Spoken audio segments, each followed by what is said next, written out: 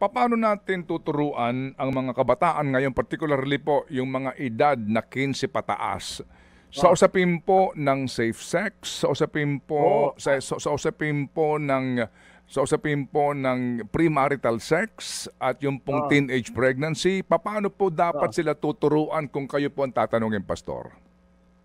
Alam mo meron tayong batas na RH law, Mm. 'di ba i-implementa lang 'yon. Nag-a-agree kami dun sa maraming provision ng RH law. Okay.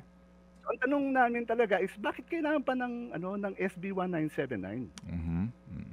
Implementation ng issue at closer partnership ng simbahan at ng eskuwelahan, ng mga Mm. pamilya Opo. na nakalagay na rin sa RH law. So ang inyo pong tinututulan ay yung pong pagsasama sa turo noong paggamit ng contraceptives ng mga 15 anyos pataas. Basically, yan po yun. Um, Tama? Oo. Yan So po. itong I mean, isang to isang answer my isang question, Pastor. I mean, fundamental. to be direct to the point.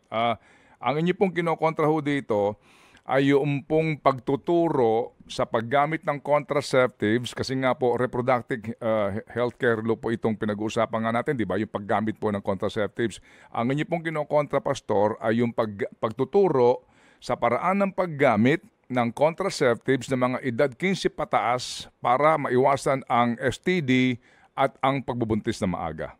Go ahead, sir. ah, Opo. okay. Ah, ang fundamental na disagreement namin dito is hindi sinasama, Mm-mm. in fact, ihihiwalay mo ang mga magulang sa proseso. Mhm. Yung pagbigay ng contraceptive sa mga kabataan, lalo na pagka sexually active.